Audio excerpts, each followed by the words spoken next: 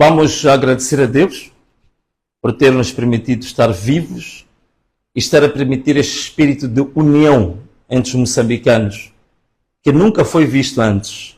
Como muitos disseram, que a união que está sendo verificada agora entre os moçambicanos é histórica. Então Deus está a permitir isso e agradecemos a Deus por cobrir Moçambique e por este futuro risonho que Ele tem para o nosso país, que é esta grande luz que Ele quer trazer para Moçambique e quer fazer de Moçambique uma grande nação no futuro. Obrigado, nosso Deus, por isso. O que nós temos hoje para falar? Bom, primeiro, o que temos foi o primeiro dia da nossa terceira fase, da quarta etapa. E neste primeiro dia desta terceira fase da quarta etapa, basicamente, nós queríamos manter o sentido pacífico das nossas manifestações. Como vocês sabem muito bem, praticamente na quarta fase das manifestações, nós estávamos direcionados apenas para transmitir o sentimento. Não havia necessidade, sempre dissemos que não íamos fazer grandes marchas. Aconselhamos as pessoas a manifestarem-se e a partir das 17, 18 horas a irem para casa.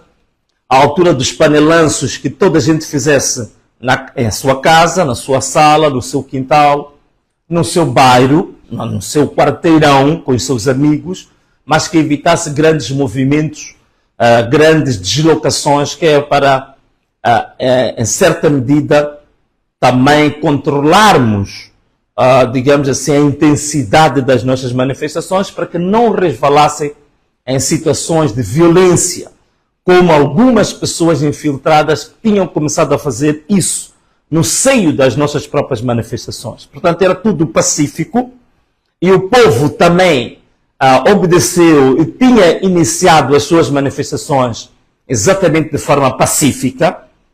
Vocês viram fotografias bonitas de pessoas que sentavam no meio da estrada a tomar uma sopa, a tomar um chá, a tirar fotografias, a dançar. Portanto, tudo à volta de quê? Da celebração da vida, tudo à volta de quê? Da alegria, tudo à volta do convívio, tudo à volta do amor, tudo à volta da solidariedade e da irmandade. Portanto, basicamente, a manifestação era para fazer isso. E ninguém estava impedido de trabalhar, ninguém estava impedido de circular, apenas as pessoas com as suas viaturas iam usar a estrada como parque de estacionamento. Portanto, colocavam as suas viaturas na estrada, desligavam os carros e iam até trabalhar. Depois, às 15h30, entoavam o hino nacional e das 15h45 até às 16 horas entoariam o hino da África. E nós explicamos aqui por que razão é que estamos a falar do hino da África, que não vale a pena aqui repetir. Portanto, basicamente, a manifestação estava inserida no quadro pacífico que nós já vínhamos fazendo nesta quarta etapa das manifestações. Portanto, não havia nada de violência, não havia nada de impedimento, nada de colocar em causa a ordem pública. Tanto mais que na Avenida Eduardo Mondlane, na cidade de Maputo, as pessoas estavam lá pura e simplesmente estavam a conversar, estavam a dançar, estavam ali convivendo pacificamente. Nem sequer haviam pneus a arder, não haviam barricadas, não havia nada disso. Mas um carro militar, que não é um carro habitual, passou por cima, literalmente, de um chopela e atingiu com muita gravidade a uma moça, uma irmã nossa, que estava ali pacificamente. Ouvimos agora, lemos o comunicado do quartel das Forças Armadas, ouvimos do Estado-Maior-General, lemos o artigo, a dizer que foi um caso acidental. Foi um acidente. Bom, numa altura em que a rua, praticamente, Eduardo Mondlane não tinha praticamente nenhum movimento, digamos assim, que estava às moscas, e se alguém que está destinado a usar equipamento militar sem obstáculos, sem nada que coloque em causa a visibilidade, vai fazer um acidente daquela maneira, então há um despreparo total das Forças Armadas para fazer face a situações de muito mais complexidade, como num teatro de guerra. Se para pessoas civis desarmadas, numa situação de uma manifestação pacífica, acidentalmente conduz-se um carro militar de assalto daquela maneira, então imagina um teatro de guerra. Imagine num teatro de guerra. Se não tem mínima preparação para num asfalto, sem obstáculos, pessoal desarmado, acidentalmente faz o que fez, então como é que se comportaria este militar num teatro de guerra, sob fogo cruzado? Daí não estamos mesmo preparados. Despreparo total e completo das nossas forças de defesa e segurança. Sobretudo o despreparo total e completo dos oficiais das forças de defesa e segurança. E vejam só uma coisa. Logo a seguir a isto é quando a população se rebela e a população começa, de fato, a colocar pneus pela revolta devido à brutalidade, à força desproporcional e despropositada que foi usada para aqueles jovens que estavam na Eduardo Mondlane. E aí ficou claro para todo mundo quem são os reais vândalos nestas manifestações. Quais são os verdadeiros vândalos? Quem é que está a praticar o verdadeiro vandalismo e terrorismo do Estado? Vandalismo e terrorismo do Estado. Então agora ficou claro quem é que está a praticar esse vandalismo. Quem é que está a praticar esse terrorismo contra o povo, contra pessoas desarmadas? Ainda tivemos mais informação, há vídeos que foram partilhados aí. Vemos polícias da UIR a pegar granadas de gás lacrimogéneo e a lançar para as casas. Quer dizer, pessoas estão nas suas casas, tranquilamente. Algumas delas até nem se identificam com as manifestações, portanto preferiram ficar na sua casa e são acometidas, são sujeitas a apanhar granadas de gás lacrimogéneo no seu próprio quintal. É essa polícia que agora ficou claro para todo mundo quem realmente está a praticar o vandalismo, quem é que está realmente a praticar o terrorismo do Estado contra cidadãos indefesos, desarmados, civis e pacíficos. Está mais do que claro. Portanto, graças à tecnologia hoje, graças à tecnologia que nós temos hoje, que nota-se claramente que é muito fácil retirar a máscara de quem quer se esconder por detrás de mentiras e de falsos argumentos, falsas narrativas. Portanto, está claro que os oficiais das Forças de Defesa e Segurança é que são os verdadeiros vândalos, são os verdadeiros terroristas e são os inimigos do povo. É por isso que uma moça estava a dizer que não acredita que naquele carro militar estava lá um moçambicano, porque o verdadeiro moçambicano nunca iria fazer uma coisa daquelas. Estamos a receber relatos. Em Nampula, por exemplo, recebemos relatos, uma grande reportagem feita pelo nosso amigo, o Xissale, que dizia claramente que a população, quando se paralisou o trem, foram lá militares que não falavam nenhuma língua nacional e não falavam português sequer. E também vimos, na Eduardo Mondlane, militares que tinham, digamos, no seu brasão, bandeira que não era bandeira de Moçambique. Portanto, para tratar de civis, este governo, este regime, até vai levar forças estrangeiras armadas para lidar com os seus próprios cidadãos desarmados e civis. Desarmados e civis. O que nós sabemos é que as forças ruandesas em Moçambique não vieram cá para cumprir papel de assassinar cidadãos moçambicanos. Vieram para ajudar Moçambique em debelar o problema do terrorismo em Cabo Delgado. Mas então, o nosso próprio governo, hoje, está a demonstrar claramente que a principal intenção é exatamente manter-se no poder a qualquer custo, mesmo que isso seja necessário fazer um genocídio do seu próprio povo. Está isto muito bem claro Portanto, há um despreparo total das forças de defesa e segurança. Há intervenção de forças armadas estrangeiras em tratar assuntos de motim interno, portanto, assuntos que não têm nada a ver com terrorismo. Existe um plano concreto deste regime se manter no poder a todo custo. É por isso que o próprio regime começa a fazer vandalismo, começa a fazer terrorismo. Os carros estavam estacionados nas estradas. Temos informação, temos vídeos, temos depoimentos que demonstram que a polícia evadia os próprios carros estacionados e retirava celulares, roubava lá carteiras, tirava lá dinheiro. É isto. Ficou claro agora quem é que está, de fato, a praticar o vandalismo. Portanto, meus irmãos, sobre essa matéria, ponto final por aqui, mas eu gostei do que a DW disse, que este é um assunto para o Tribunal Penal Internacional, o que aconteceu e a brutalidade da polícia hoje. A força desproporcional, balas verdadeiras contra os seus próprios cidadãos, indefesos, sentados na rua, a dançar, a tomar uma sopa, a tomar um chá, são baleados, balas verdadeiras contra os seus próprios cidadãos. Gostei de ouvir e de ler no portal da Deutsche Welle a dizer que esta é uma matéria para o Tribunal Penal Internacional. Portanto, o que está a acontecer é que estão acumulando os vossos próprios crimes dentro daquilo que era a primeira denúncia que havia sido feita já ao Tribunal Penal Internacional.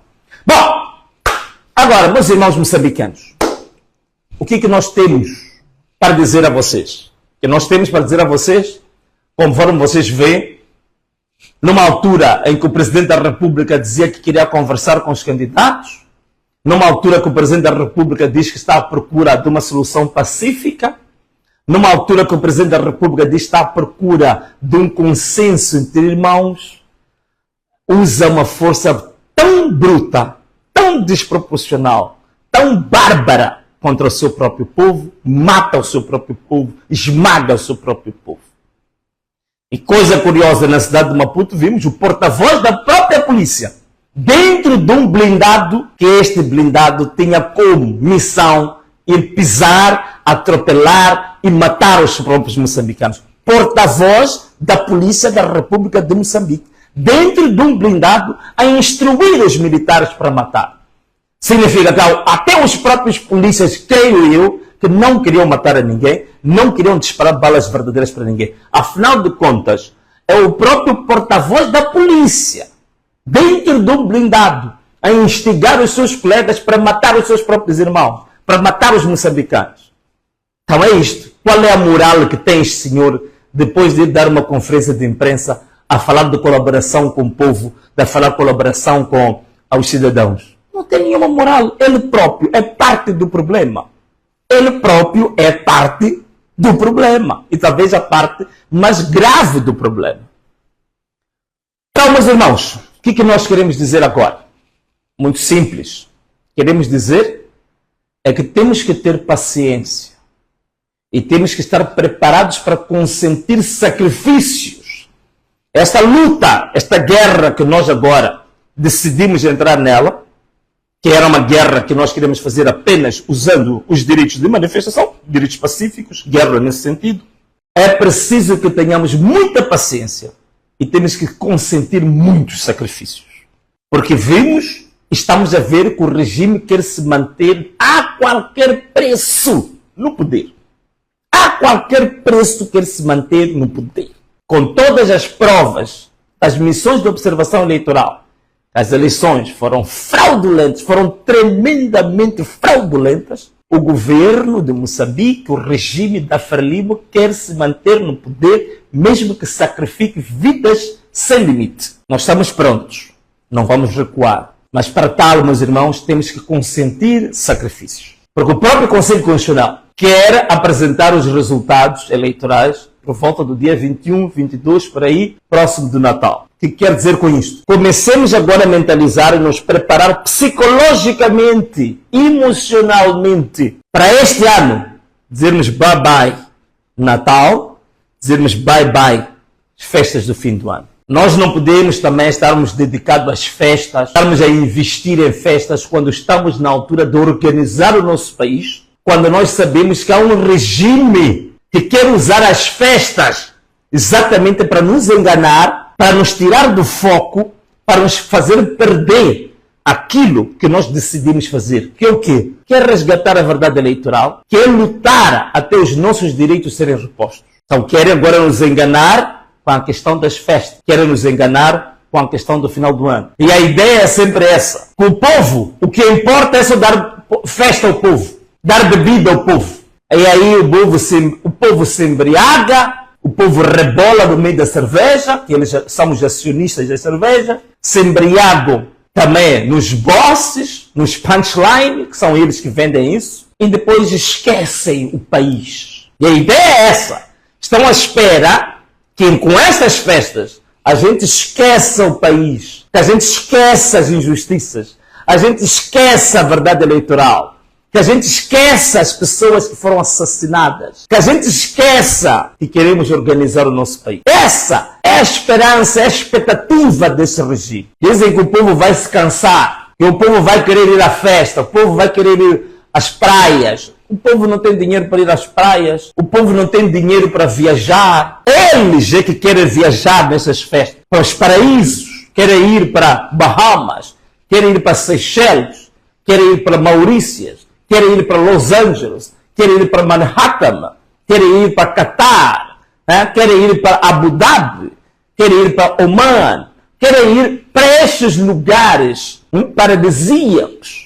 Porque eles têm o quê? Têm dinheiro para isso. A gente viu até o Presidente da República tem helicóptero para fazer esse tipo de viagens quando ele quiser. O povo não tem helicóptero. O povo não tem passaporte diplomático. O povo não tem dinheiro para pagar uma passagem aérea. O povo não tem dinheiro para pagar hospedagem num hotel caro que custa $1.000 por dia. O povo não tem dinheiro para fazer isso. Eles é que têm dinheiro.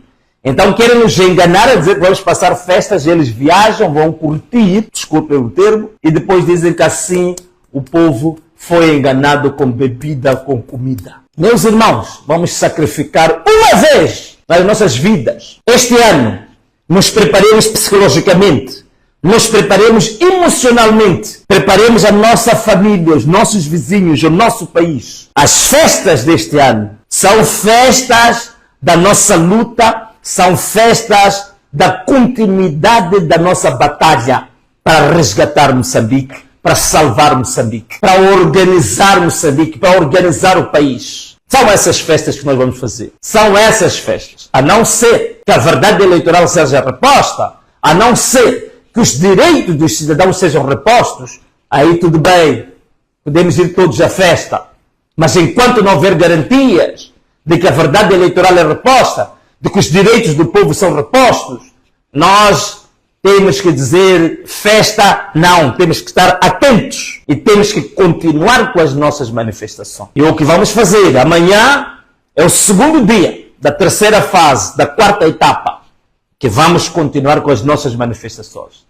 Do mesmo jeito que estamos a fazer manifestações que pacíficas, manifestações pacíficas, a nossa estrada como parque de estacionamento. Às 15h30 vamos entoar o hino nacional.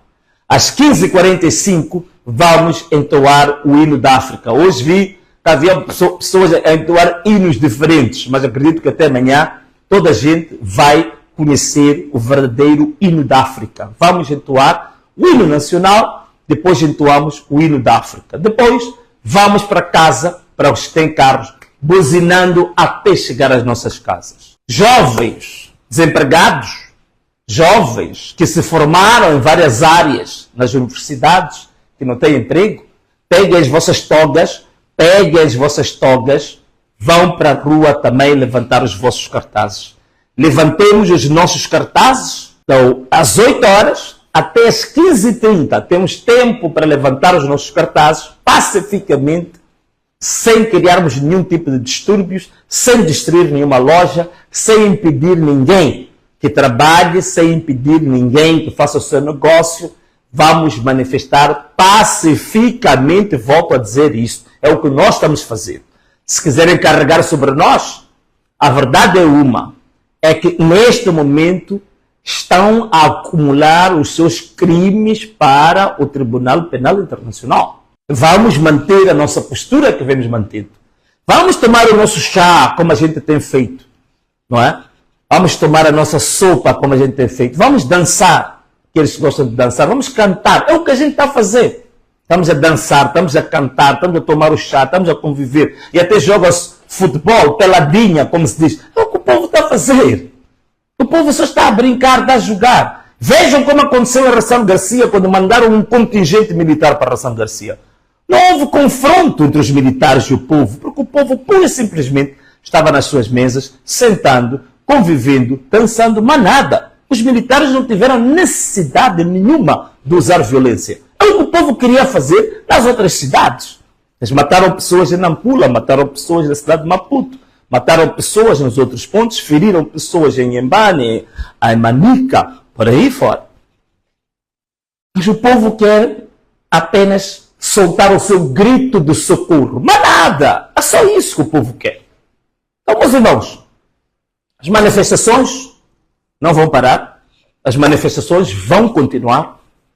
Volto a dizer, manifestações sempre seguindo o nosso padrão pacífico.